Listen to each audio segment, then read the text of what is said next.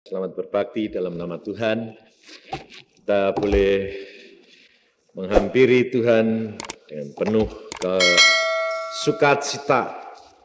Kalau saudara sudah mendengar akan kesaksian demi kesaksian yang sudah disampaikan oleh saudara-saudara seiman kami, Samudi, Ron, Yoni, saudara, hari ini tadi siang saya bertemu dengan seorang anak Tuhan, hamba anak Tuhan yang baru bertobat juga beberapa bulan, bukan karena kebangunan rohani, tetapi hanya karena kaset. Dia dengar firman Tuhan melalui kaset, bertobat, semuanya dilepaskan, saudara. Maka dari itu, saudara, kalau kita menjadi orang Kristen, jangan saudara ketinggalan. Tetapi saudara benar-benar harus maju terus, sebab waktunya sudah amat singkat. Yesus Tuhan kita akan datang segera. Waktunya sudah demikian singkat. Maka dari itu cepat, jangan enak-enak. Kita harus tahu bagaimana kuasa wibawa Allah yang ada di dalam diri kita. Pada sore hari ini, Tuhan memesan kepada saya untuk memberikan satu resep. Kepenuhan roh, turunnya Roh Kudus, itu adalah suatu anugerah buat kita. Fungsinya apa dan bagaimana kita dapat menerapkan, memanfaatkan fungsi Roh Kudus di dalam diri kita dan penggunaannya. Ini loh saudaranya. Kita adalah punya penolong Roh Kudus yang luar biasa. Tapi banyak orang Kristen tidak dapat memanfaatkan. Sehingga seperti seorang tentara diberi perlengkapan senjata, tapi cuma dibuat nakut-nakuti orang yang tidak bisa pakai senjata. Ya dah? Tapi kalau setan itu tahu enggak kalau saudara itu bisa menggunakan atau tidak? Tahu. Jadi saudara bilang, aku punya Roh Kudus, aku berkarunia perlengkapan senjata Allah komplit. Tapi setannya tahu, kamu cuma punya tapi tidak bisa gunain, tidak takut. Nanti masang-masang beledak dewek. Nah inilah. Ini kebanyakan orang Kristen begitu. Tapi malam hari ini Tuhan mau ungkapkan, mau berikan, tergantung saudara mau latihan atau tidak. Yang enggak latihan tetap enggak bisa. Yang mau latihan tetap bisa. Memang kalau orang barusan megang bedil, ada musuh, nembak sekali dor, enggak bakal kena jantungnya itu enggak. Mungkin dor, kok enggak kena. Tapi kalau latihannya tiap hari, lama-lama persis kena enggak? Kena. Nah, ini loh. Jadilah laskar-laskar Kristus yang terlatih. Jadi dapat menggunakan segala perkara tepat pada sasarannya. Fungsi Roh Kudus apa? Kita buka di dalam firman Tuhan, di dalam kitab Yohanes. Yohanes pasal 14. Yohanes pasal 14.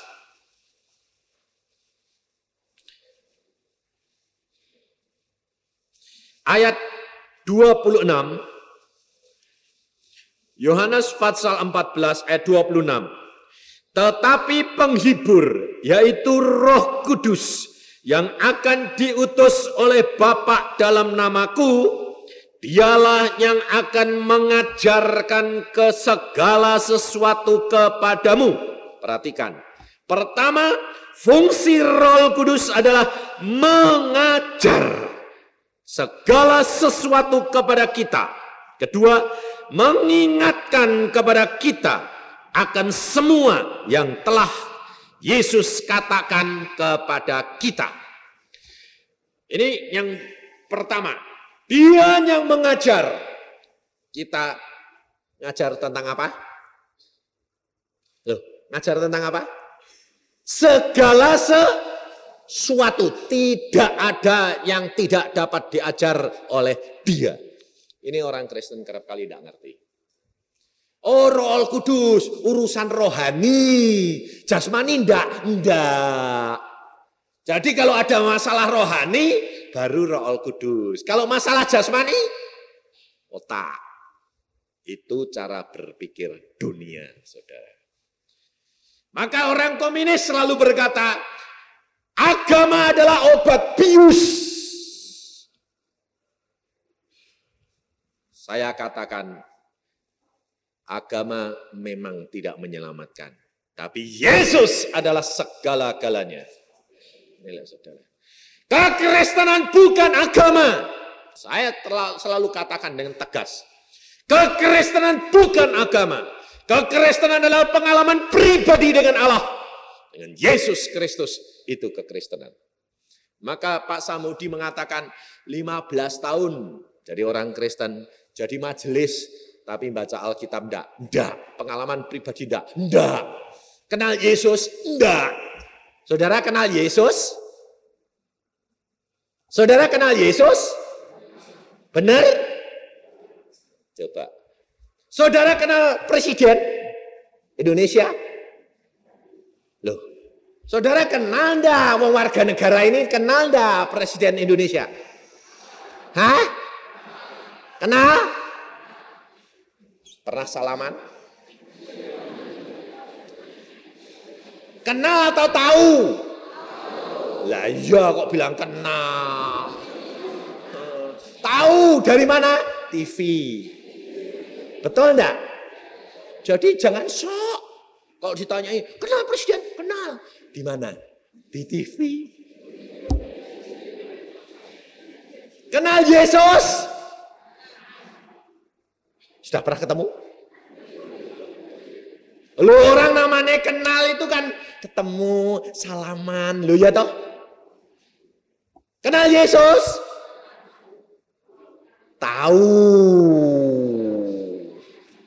Nah, itu jujur namanya. Kalau bilang kenal Yesus, saya yang ditanya. Kenal. Saya bilang, loh Pak Yusa kenal? Kenal. Pernah ketemu? Berkali-kali. Salaman? Enggak salaman lagi, dilus-elus. Itu namanya kenal, saudara. Tapi kalau anak Tuhan kerap kali saya tanya, kenal. Pernah ketemu? Belum. Tahu toh? Iya. Dari mana? Dari Alkitab. Persis warga negara Indonesia. Tahu presiden? Tahu. Kenal? Enggak. Inilah saudara. Yesus berkata apa? Domba-dombaku mengenal suaraku dan aku kenal suara domba-dombaku. Betul enggak? Kamu sudah kenal suaranya Yesus? Ayo. Nah, kayak apa? Baca suratnya pernah, suaranya belum. Betul enggak? Kalau saya tanya, suaranya Yesus kayak apa? Nah, enggak tahu. Nah, belum pernah. Lah, kalau gitu itu kenal enggak? Belum. Padahal Alkitab berjanji. Janjinya apa? Kalau engkau menuruti firman-Ku, engkau melakukannya, engkau memegang firman-Ku, maka tandanya engkau mengasihi aku.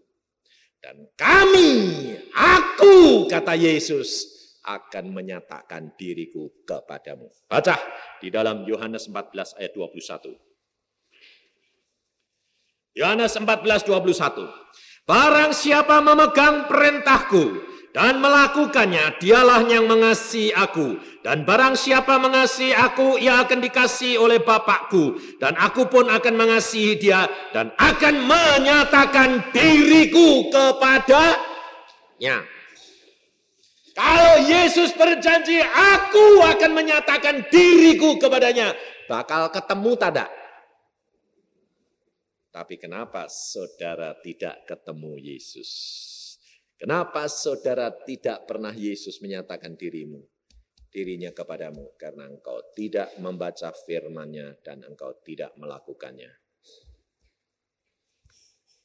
Engkau sebagai anak Tuhan, engkau baca Alkitab, semuanya tagih janjinya Allah.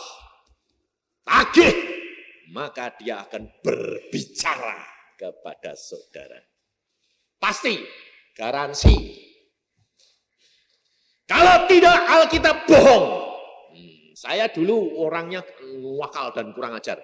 Dan Tuhan itu pilih dari kecil. Makanya saya lihat tadi remaja, dia di sini menyanyi-nyanyi. Tapi kalau sudah habis itu pulang, cuma tugasnya nyanyi tok. Sayang sekali. Karena Tuhan itu memilih anak-anak dari muda. Bukan sudah tuek-tuek.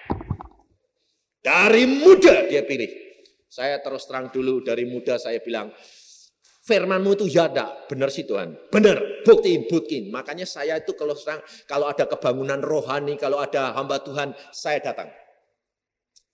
Saya paling senang datang. Saya datang cuma gini, buktiin hamba Tuhan itu ngomongnya apa. Betul enggak Alkitabiah? Dia pada waktu dia khotbah gini, saudara-saudara, kalau engkau percaya Yesus Kristus, engkau mati, sudah disediakan tempat di Firdaus. Firdaus adalah tempat yang bahagia. Langsung saya pada waktu itu umur 17 tahun saya bilang gini, pendeta itu nanti tak tanyai. Nah, ya. Wani ngomong ngono itu bener po, wis delok. Coba sudah lihat kok dia ngomong gitu. Saudara tahu, belum tentu pendetanya lihat. Tapi Allah itu pembela. Saya duduk di gereja loh. Tuhan berkata langsung, kamu ini anak nakal. Oh pendeta kok mesti ditanyain, kurang ajar. Saya bilang, iya dong Tuhan. Kalau memang dia berbicara, jadi saksimu harus sudah lihat. Kalau jadi saksi kok tidak lihat itu kan bukan saksi, itu pemberita, saya bilang. Tuhan itu membela hambanya. Saudara tahu, langsung di tempat itu Tuhan berkata, ikut aku sekarang. Cabut saya, dibawa ke Firdaus. Saya bilang, lu mati aku. Itu saya kok ketinggalan di situ. Tuhan berkata, tubuhmu di sini, engkau rohmu dan jiwamu ikut aku. Saya dibawa ke Firdaus. Tuhan katakan, lihat, cocok tidak dengan Alkitab? Wah, cocok. Wah, hebat. Wah, terangnya lebih terang daripada matahari. Putih luar biasa, tapi tidak panas. Sejuk luar biasa. Saya bilang, enak ya Tuhan di sini. Tuhan berkata, apa yang diberitakan oleh hambaku semuanya genap. Ya, betul, saya bilang. Luar biasa. Lalu saya bilang, wah aku tidak mau balik Tuhan. Balik. Tidak mau. Tuhan bilang, balik, tubuhmu masih di gereja. Dianggap mati. Biarin, saya bilang. Tuhan berkata, balik. Langsung dikirim, surut balik. Di gereja sampai longok-longok saya.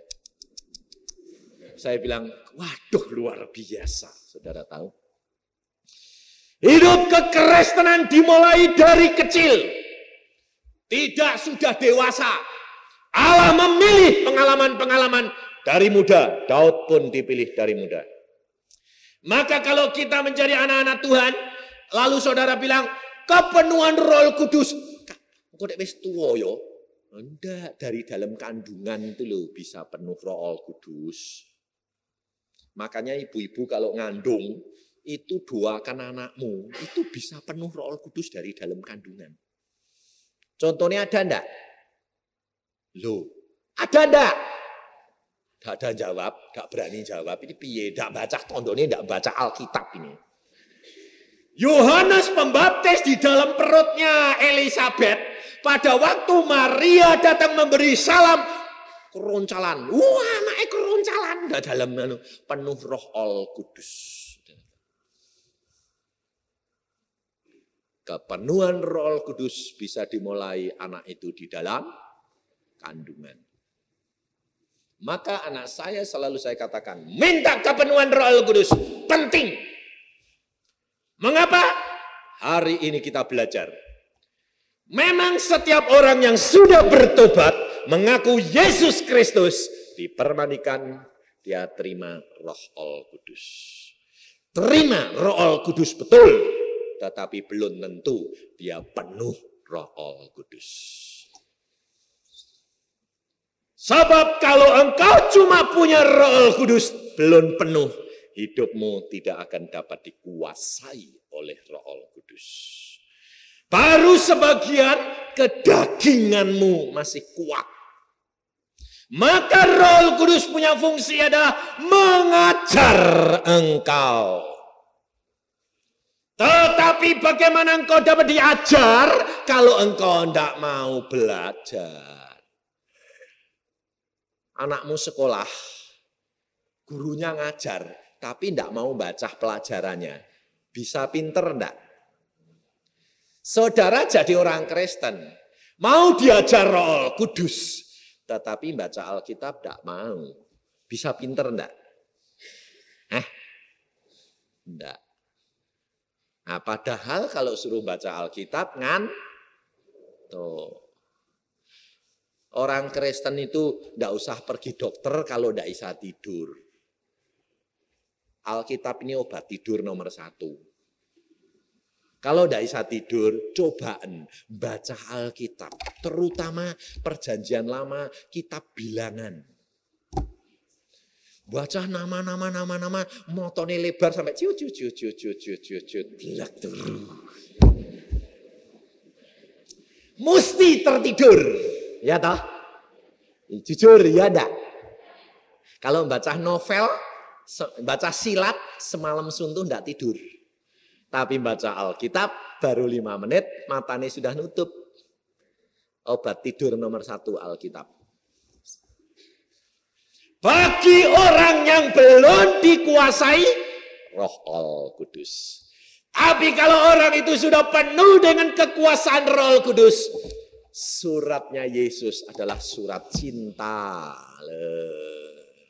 Surat cinta itu mana ada? Surat cinta yang surat cinta masih mulus, tidak pernah dipegang itu ada enggak? Tidak ada. Kalau kita bercinta-cintaan itu suratnya itu kumel sampean. Karena ditaruh di bantal, baca lagi. Apa tadi ya? Oh iya. Oh, baca lagi. Loh, soalnya ini pengalaman. Saya pacaran itu 13 tahun, katok. Suratnya sampai tak bendel semuanya. Ini loh buktinya itu istrinya Samhudi itu temen sekos sama istri saya. Setiap minggu dia di Surabaya, saya di Jogja. Saya sekolah kedokteran gigi di Jogja, istri saya sekolah SGKP di Surabaya. Setiap minggu 2 kali suratnya mesti terima. Mesti gitu. Baca mesti. Belum tamat baca sepisan kadang-kadang taruh bantal sih. Nanti bangun-bangun bacanya itu surat cinta. Ini suratnya siapa toh? Yesus. Kamu pacarnya Yesus enggak? Sudah jadi mempelai belum? Hah? Belum? Oh, belum kawin sama Yesus kok. Nanti kawin itu nanti. Sekarang ini pacar, tapi suruh baca suratnya pacar apa itu? Aku kalau punya pacar gitu tak out. Nanti kalau saudara tahu kalau Yesus datang, Yesus tanya, engkau sudah membaca suratku? Engkau sudah lakukan pesananku? Belum sempat Tuhan. Pacar apa itu? Tak tinggal. Lah kapok nanti. Saudara harus tahu Roh Kudus diberikan saat ini adalah zaman anugerah. Engkau gunakan. Dia mengajar kamu dalam segala hal. Dan engkau belajar baca firman Tuhan. Karena di dalam fungsi Roh Kudus yang kedua, dia mengingatkan apa yang Yesus sudah pernah katakan. Firman Allah adalah firman yang hidup. Kalau engkau nanti menghadapi kesulitan, engkau berdoa, firman itu muncul kembali. Dan kalau firman itu muncul, itu rema. Itu firman Allah untuk engkau. Dan engkau pegang, engkau jalankan, engkau akan keluar dari masalahmu. Kita harus mempraktekkan apa yang Roh Kudus katakan.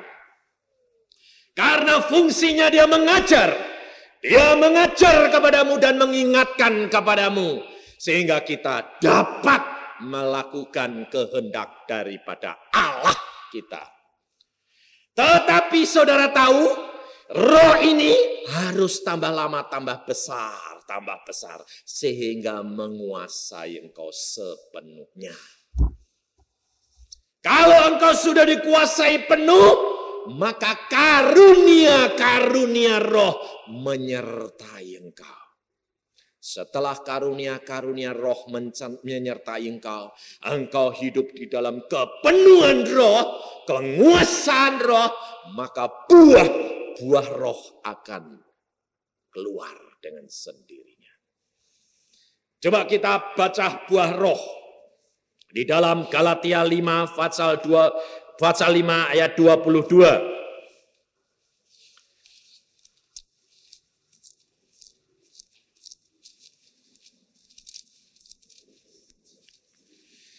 Firman Tuhan berkata begini, ayat 16, maksudku ialah hiduplah oleh roh, maka kamu tidak akan menuruti keinginan daging. Sebab keinginan daging berlawanan dengan keinginan roh, dan keinginan roh berlawanan dengan keinginan daging. Karena keduanya bertentangan, sehingga kamu setiap kali tidak melakukan apa yang kamu kehendaki. Akan tetapi jikalau kamu memberi dirimu dipimpin oleh roh, maka kamu tidak hidup di bawah hukum Taurat. Kamu tidak hidup di bawah hukum Taurat. Ada satu kemerdekaan hidup di bawah pimpinan Roh Al-Kudus. Kita tidak akan takut apapun juga. Karena roh menguasai segala perkara. Ada seorang anak Tuhan yang baru bertobat. Dia juga dari kuasa gelap. Dia di sana, dia seorang pengusaha besar. Pengusaha besar, tidak kecil-kecilan. Karena usahanya itu kalau dia minta kredit, 4-5 miliar. Tapi dia punya patung yang disembah sak kamar. Setiap patung disembah terus. Dia punya kuasa. Kuasanya apa? Nyomoti jiwane orang. Kalau orang itu utang, tidak bayar, dia malam jam 12 sembahyang, roy dia pergi, jiwane orang itu dicomot, diajar, bayar utangmu, bayar utangmu, bayar utangmu, sampai orang itu kapok bayar. Dan dia bilang apa? Ternyata orang Kristen tak comoti jiwane. Kenapa? Nah, utang tidak bayar kok. Aku bilang, loh dek orang Kristen utang tidak bayar itu bukan orang Kristen. Pantesan jiwane sambok comot.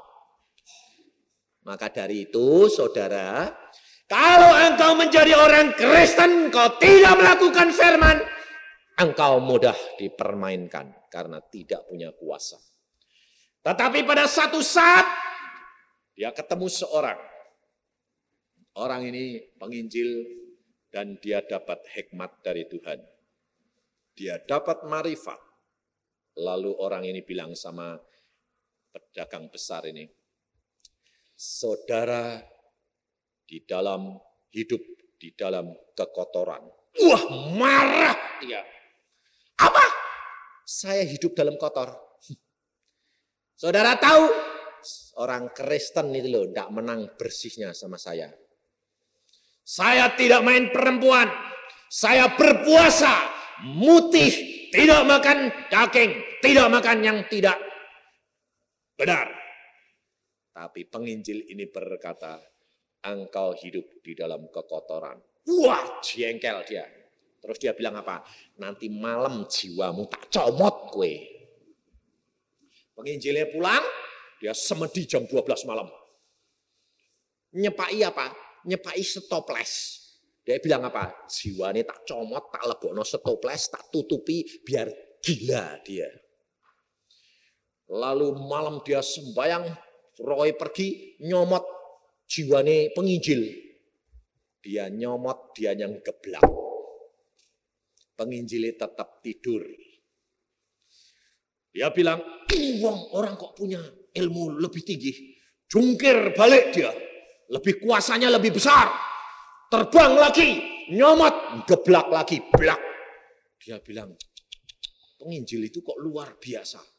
Wah, lalu dia bilang, besoknya penginjilnya datang, ditanyai, Pak, kue punya mantra apa? Mantra apa? Jimat apa? Jimat apa? Karena ternyata kamu punya kuasa lebih daripada saya. Engkau dibungkus oleh kuasa yang tidak dapat ditembus. Oh, langsung dia ingat. Oh, aku punya jimat. Apa jimatnya? Alkitab. Lalu dia bilang, oh Alkitab, aku ya punya Alkitab. Tapi bukan, enggak pernah tak baca. Kalau kamu mau baca Alkitab. Lalu dia mulai baca karena apa? Penasaran. Apa toh rahasia nih? Baca. Setelah dibaca dia berkata, di dalam nama Yesus kuasa. Lalu dia bilang gini, tak gabungnya ya. Alkitab ini, Yesus tak gabung sama ilmuku, jadi aku lebih hebat. Jadi dia ajar Alkitab. Wah, diajar sampai tiap malam dibelajari terus. Gurunya tahu. Dia dipanggil sama gurunya. Kamu masuk Kristen? Ya Pak, enggak masuk Pak. Loh, lah kamu kok baca Alkitab? Tak mau tak gabung. Biar ilmuku jempolan. Wong aku nyomot jiwane orang Kristen enggak bisa kok. Penginjil loh. Gurunya berkata, tidak boleh. Engkau pilih turut aku atau Kristen. Loh Pak, digabung aja, hebat. Tidak bisa. Dia bisa begini, oh kalau gitu guruku ini kalah sama Yesus. Lalu dia bilang, Pak, kalau gitu Bapak kalah sama Yesus. Itu bukan soal. Pilih. Kalau tidak, kamu tak bunuh. Dia berkata, aku pilih Yesus. Dia pulang, saudara tahu, diserang sama gurunya, mau dibunuh sama gurunya. Dia masuk kamar, ternyata ada orang datang masuk tambah lama, tambah tinggi, tambah tinggi, tambah tinggi, sepuhun kelapa. Lalu dia dipencet. Set. Dia ngeluarkan mantranya, pencet, pencet, pencet, mati. Dia bilang, aduh, mati, aku mati, mati. Tapi dia ingat Yesus. Oh Yesus, tolong. Pada waktu dia teriak, Yesus. Ini hancur, saudara tahu. Sejak itu gurunya tidak berani ketemu dia lagi karena rohnya hancur, kalah. Dia berkata, Yesus ternyata luar biasa. Dan dia percaya Yesus, lalu dia menggunakan kuasa ini. Dan dia menjadi anak Tuhan yang luar biasa, saudara tahu. Engkau orang Kristen, dia bilang, orang Kristen itu apa? Ternyata tong kosong. Perbuatan daging tidak akan engkau lakukan. Perbuatan daging itu jelas. Kecemaran, hawa nafsu, penyembahan berhala, sihir, perseteruan, perselisihan, iri hati, amarah, kepentingan diri sendiri, percidraan, roh pemecah, kedengkian, pemabukan, pesta pora. Itu kehendak daging, saudara. Tetapi buah-buah roh jelas dikatakan kasih, sukacita, damai sejahtera, kesabaran, kemurahan, kebaikan, setiawan, dan kelemah lembutan, dan penguasaan diri. Kita kerap kali menjadi orang Kristen belum berbuah. Jadi majelis, tapi masih iri hati. Masih suka pesta pora, masih suka dengki, masih suka pemabuan, masih suka perselisihan, perseteruan, menghakimi orang lain seenaknya. Karena apa? Tidak tahu, tidak ada buah roh. Saudara periksa, saya sendiri orangnya dulu apa? Pemarah, keras hati. Tetapi di dalam Yesus ada zaman roh. Pada satu saat Tuhan berkata, saat ini engkau menjadi orang Kristen yang benar. Saya bilang, Tuhan 25 tahun jadi orang Kristen belum benar. Belum. Sudah jadi ketua pemuda loh Tuhan. Belum. Sudah khotbah loh Tuhan. Belum. Karena engkau tidak mempunyai kasih buah-buah roh. Anda tahu? Tapi sejak dijamah oleh Yesus, berubah menjadi lemah lembut. Kaget sampai dia bilang, sejak kapan kue kok berubah? Sebab kekerasan hati saya, tidak ada orang sanggup jadi pacar saya itu tidak ada. Anak wanita itu jadi pacar saya itu zaman saya itu tidak bisa. Anak perempuan saya saja gini kok. Mama, aku besok kalau punya pacar itu, punya jodoh mbok kaya papa sih mah. Mamahnya ketawa, mamahnya bilang, nih kowe dak tahu watak mama papahmu. Engkau tahunya papahmu sudah diubah jadi roti yang enak. Dulunya, kowe sanggup punya pacar seperti papa, tak cerita, iya ceritain. Aku tuh lo pacaran sama papahmu. Kalau ndak ditunjuk sama Tuhan bahwa itu jodohku, ndak sanggup. Janjian jam 5 datang, mamah belum selesai, telat semenit ditinggal. Tak tinggal, saudara. Sebab saya korek. Saya bilang jam 5 tak jemput, tepat. Jam 5 saya datang, yang keluar mae. Mae keluar, cuk. Katanya si Kiat, nama istri saya itu Kiat. Kiat itu kuat toh. Orang Jawa kan kuat, Kiat. Ya namanya Kiat. Aku bilang, si Kiat bilang tunggu sebentar. Belum selesai mak. Belum. Semenit lagi. Bilang ya mak, ditinggal. Lu jangan dong cuk. Tidak ada jangan. Terlambat. Tinggal surga tutup. Saudara tahu? Lalu wong pacar. Lah, lulus SMP itu sudah jadi pacar saya. Oh, tapi lulus SMP zaman saya ini itu lain loh, zaman dulu. Zaman saya lulus SMP itu umur 17. SMP zaman sekarang itu kan kecil-kecil. Saya zaman itu sudah zaman perang, enggak sekolah. Jadi SMP itu umur 17 wis untuk pacaran. Anak SMP saiki tidak boleh loh. Tapi pada pacaran. Nah ini, wah.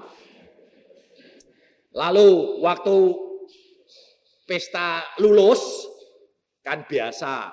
Ya pesta lulus itu kan polones barang toh. Ya biasa itu. Setengah polones saya sudah bosen.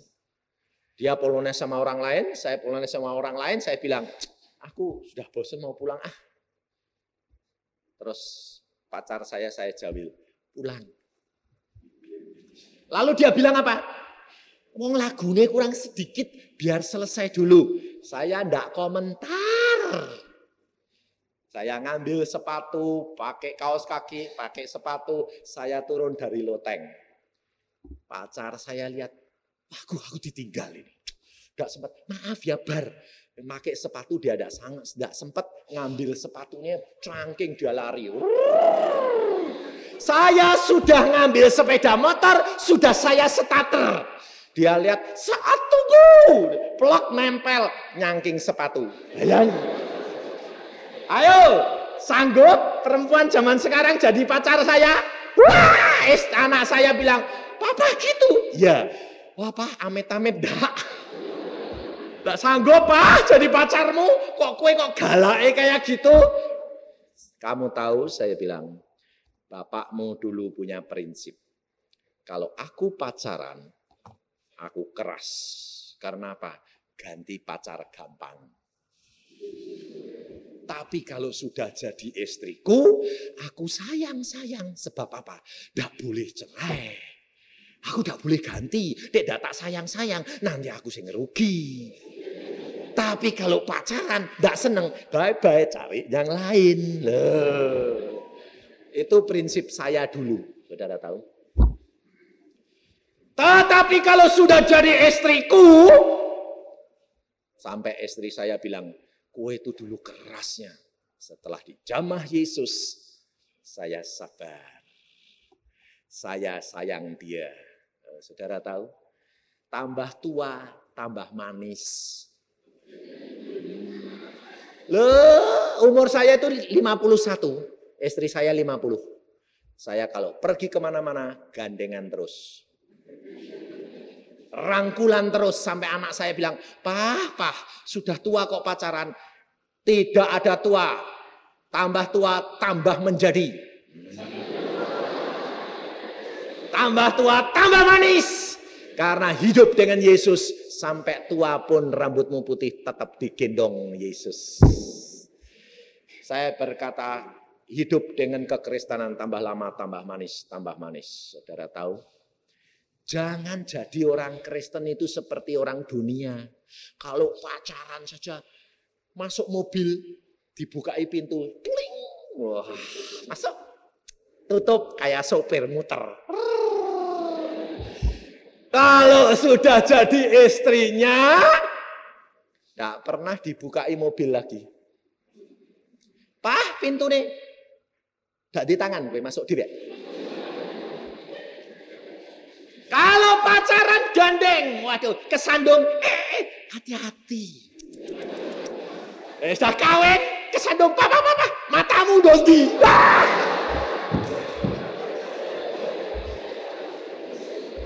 Loh, ini fakta loh, saya ngomong betul enggak? Ini loh saudara.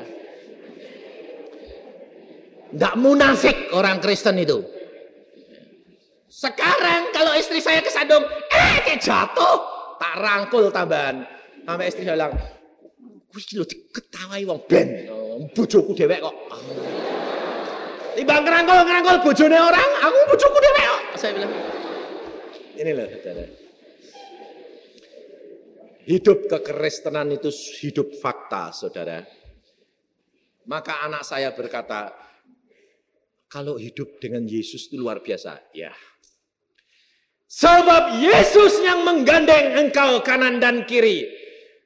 Mempersatukan dua sifat susah luar biasa.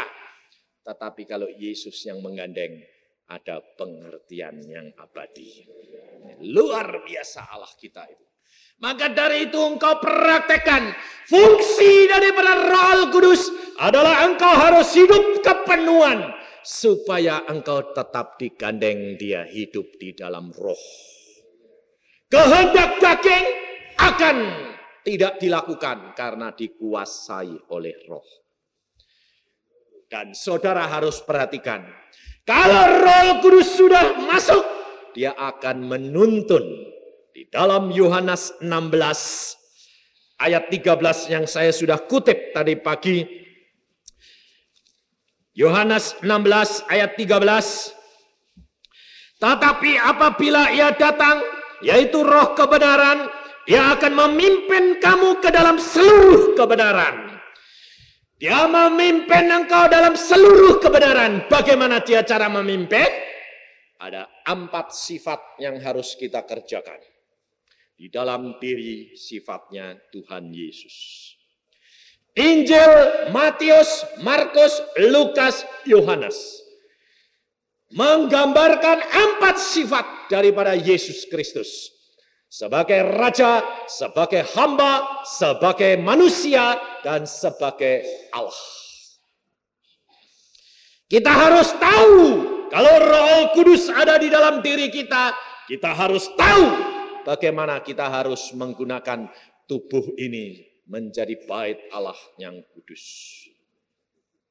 Sebab Roh Kudus, namanya saja sudah Roh Kudus. Kalau engkau tidak hidup di dalam kesucian dan kekudusan, roh ini akan meninggalkan engkau. Engkau tidak dapat menggunakan kuasanya dia kembali. Bagaimana dia mengajar engkau bertindak di dalam kebenaran? Saudara tahu, saat-saatnya harus tepat. Minta hikmat daripada Allah untuk mengerti kehendak daripada Allah. Pada waktu kita menghadapi kesulitan, pada waktu kita menghadapi seseorang, kita harus tahu, harus bertindak melalui apa. Contohnya, ada seorang ini kerasukan setan. Lah, saudara itu sebagai anak Tuhan harus menghadapinya bagaimana? Dilayani. Layani, ini kasihan orang ini dirasuk setan, kamu malah digeraut setan nanti. Pada waktu engkau menghadapi dia dirasuk setan, engkau bertindak sebagai anak Allah. Kuasa Allah ada, engkau berkata, Tuhan, aku bertindak atas namamu. Dalam nama Yesus, keluar setan. Bertindak sebagai raja. Memerintahkan bawahannya. Setelah setannya keluar, engkau bertindak sebagai hamba melayani. Loh, dilayani. Bagaimana? Lemes aku ya, yuk. Dia kasih minum. Kalau sudah, secara akal budi, tuntun dia menuju kepada pengenalan akan Yesus. Dan tuntun sampai dia mengenal raja di atas segala raja. Ini saudara. Di dalam hal-hal yang tertentu, engkau minta hikmat. Caranya bagaimana menggunakan kedudukanmu sebagai anak Allah. Jadi saudara tidak usah takut. Menghadapi apa tidak usah takut. Rumah kami itu belakangnya itu kampung. Pada waktu belum ada penjahat didor, belakang kami itu pencoleng semua isinya. Model kayak Yoni. Tukang jambret, tukang peres. Satu saat 10 orang bawa pedang, habis mabuk-mabukan, mendobrak pintu saya, pintu depan saya ditendangi, mau meres. Jam 3 siang saya dibangunkan anak saya. Papa. Saya bilang, ada apa? Pak, pemuda-pemuda bawa pedang, mau masuk. Saya bilang, nak, engkau kan anak Tuhan, kenapa engkau takut? Tak, itu kayak gitu Pak. Kamu punya kuasa, jangan takut. Saya lihat cara Papa bertindak. Saya berkata, dalam nama Yesus, aku bertindak. Tak buka pintunya. Pintu tak buka, pedang itu diginiin. Saya mau disabet pedang. Saya ketawa. Kamu cari siapa? Pedang itu di atas gini terus. Kaku orangnya. Kamu orang-orang yang tidak benar. Saya tahu di dalam kamu ada roh jahat. Keluar! Saya bilang. Satu demi satu keluar. Plus. Siapa pemimpinnya? Saya Pak. Apa kamu mau? Mau minta duit? Tidak caranya begitu. Duduk.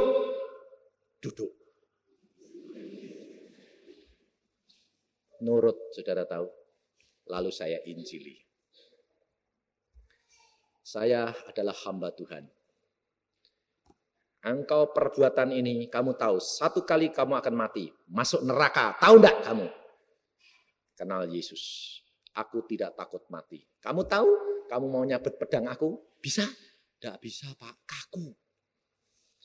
Allahku berkuasa. Bertobat, kalau tidak kamu bakal satu kali saat kamu akan masuk neraka. Maaf Pak, kami tadi mabuk-mabukan, tidak sadar. Bayangin saudara. Saya kasih uang 1.000, mau pulang. Sejak itu tidak ada yang berani menjamah kami. Asal datang, Pak minta tolong bantuan. Ya, tapi tidak berani memaksa. Saudara tahu? Ada wibawa Allah di dalam kehidupan kami. Sehingga kita tidak perlu takut. Karena apa? Allah yang maha kuasa, raja di atas segala raja, milik kita. Asalkan kau hidup melakukan firman-Nya, kau tidak perlu takut, apapun boleh terjadi. Saudara tahu? Kita berjalan bersama dengan Allah. Tidak usah engkau takut. Allah sanggup melakukan segala perkara. Kamu anak siapa? Tuhan. Allah di atas segala. Allah. Tuhan di atas segala. Ngadepi kesulitan kok gemeter. Loh. Anaknya siapa? Anaknya Tuhan. Tuhan yang mana? Tuhan Kalan. Ini loh saudara. Engkau harus berani menghadapi segala perkara. Kamu anak raja di atas segala raja. Allah punya kuasa. Dia sanggup melakukan segala perkara. Saya terus terang tidak khawatir. Ada apa saya tidak pernah khawatir. Tidak pernah takut saya. Kenapa? Saya punya Tuhan. Berjalan di atas kebenaran Allah. Roh Kudus menguasai hidup kita. Kita tidak perlu takut, apapun boleh terjadi. Kau berjalan bersama dengan Allah kita. Tidak pernah khawatir, saudara tahu. Makanya saya melepas anak saya perempuan ke Belanda. Saya tidak pernah takut. Padahal anak perempuan saya itu anak satu-satunya loh. Anak perempuan satu, yang 2 laki-laki. Belum pernah pisah sama saya, seminggu saya tidak tahu. Demikian sekolah plus ngolondo. Tidak punya family di sana. Saudara tahu? Tidak punya family. Waktu Tuhan mengatakan pergi ke Belanda, sekolah di sana. Saya bilang, Tuhan, tidak punya family. Aku bapaknya yang akan memelihara dia. Tuhan, anakku tidak bisa Belanda. Aku akan ngajar anakmu bahasa Belanda. Wah, repot ini Tuhan. Lalu saya bilang, Tuhan, aku belum minta paspor. Minta, aku buka jalan. Tuhan, tiketnya pesawat ini penuh musim libur. Aku berikan kamu tempat. Wah, sudah tidak bisa bantah saya. Ya, saya bilang. Langsung saya bikin paspor. Lalu saya ajukan ke kedutaan Belanda. Ditanya, Pak, sudah punya tiket? Belum. Wah, enggak boleh Pak, harus punya tiket pulang pergi. Saudara tahu konsul jenderalnya datang keluar. Ada apa? Ini Bapak ini mau minta anu. Oh, Pak Yusa. Saya enggak kenal dia, dia kenal saya. Oh, Pak Yusa. Mau kemana? Mau ke Holland, saya bilang. Antar anak saya, mau lihat-lihat orientasi. Oke, beri dia. Bapak sudah punya tiket? Belum. Kalau dalam kesulitan datang kepada saya tolong kamu. Aneh enggak? Itu belum punya tiket, visanya turun sebagai turis. Saya pergi ke tempat travel, saya katakan, saya pesan tiket 2 ke Holland. Tidak ada tempat, Pak. Hah? Penuh? Penuh semuanya. Ya saya pulang toh. Saya lapor, Tuhan penuh. Di tengah jalan Tuhan ngomong, balik. Lu balik kemana? Ke tempat travel. Ngapain? Ada tempat. Saya balik lagi. Ketemu direkturnya bilang, Pak, ada tempat. Siapa yang bilang? Bapakku. Lalu dia bilang, bapaknya mana? Disangkai presiden. Bapakmu mana? Bapakku di surga. Oh. Tidak ada, Pak. Ada. Bapak yang punya travel apa saya? Anda yang ngurus, saya yang beli. Bapakku yang ngomong. Ternyata dia direktur ini orang Kristen loh saudara. Tapi tidak percaya. Akhirnya saya bilang, gini saja sudah. Anda tanya ke travel, ke pesawat itu. Apa? Pesawatnya Singapore Airlines. Sebab Allahku berkata Singapore Airlines. Pesan Singapore Airlines. Pesan 2 tempat saya dengan anak perempuan saya. Kalau tidak ada, ongkos introkal tak bayar. Kalau ada, Anda bayar. Oke. Dia bilang, aku belum pernah ketemu orang yang ngotot kayak gini. Bukan ngotot, bapakku yang ngomong. Langsung dia bilang, oke, kita coba. Saudara tahu, besok saya dapat introkal dari perwakilan Singapore Airlines dari Jakarta. Pak Cipto, ya, ada 2 kiriman 2 tiket dari Singapura, Pak. Untuk Pak Cipto dan anak perempuannya. Saya telepon perwakilan travelnya bilang, ada tiket, ambil di Jakarta. Kamu mesti bayar ongkosnya. Ya. Dia bilang, aneh ya Pak, tidak ada yang aneh. Allahku sanggup melakukan segala perkara. Saya terbang ke sana, saudara tahu? Masuk sana, saya longak-longok. Bahasa Belanda ndak bisa, di Inggris aku ya ndak bisa. Lalu kalau antri masuk pemeriksaan visa, paspor, ndak boleh berdua, satu-satu. Anak saya gandeng, Pak, aku nanti ditanyain ndak bisa jawab. Aku bilang, ndak usah takut. Itu Pak, suami istri aja ndak boleh bersama-sama. Kamu punya Yesus yang Maha Kuasa. Katakan, dalam nama Yesus kami berdua jalan. Jangan tanya apa-apa. Hamba Raja jalan. Loh ini saya enggak ngibul, tanyanya anakku. Waktu sampai saya jalan tak gandeng anakku. Berdua, enggak usah takut. Jalan, dalam nama Yesus aku berjalan. Sodorin 2 paspor, enggak tanya sekecap. Lihat, oke. Anak raja jalan. Saudara tahu? Kalau engkau tidak praktek, engkau tidak akan mengalami. Percaya enggak? Nanti kalau kamu pergi kemana-mana, praktekkan. Nanti kan kamu boleh lihat. Luar biasa Allah kita. Saya enggak mau cerita kalau enggak mengalami, saudara tahu. Saya alami anak saya sampai bilang, luar biasa ya Pak. Allahmu adalah Allah yang menguasai langit dan bumi. Kau harus tahu cara menggunakannya asal engkau hidup benar di hadapan hadirat Allahmu. Sampai di sana saudara tahu, enggak punya family, hanya kenal anak teman seiman. Om, yuk, enggak usah khawatir Om. Kita masuk. Saudara tahu Tuhan luar biasa. Ternyata di sekolahannya itu sudah ada orang yang nampung. Kita cuma datang lapor, diurusi dia, datang ke polisi. Polisi bilang apa? Minta sponsor yang gajinya 4.000 gulden. Kalau tidak anakmu tidak boleh sekolah. Saya bilang, baik. Saya cuma sembahyang malam Tuhan. Engkau yang merintah, engkau sediakan sponsor. Lalu teman ini punya om.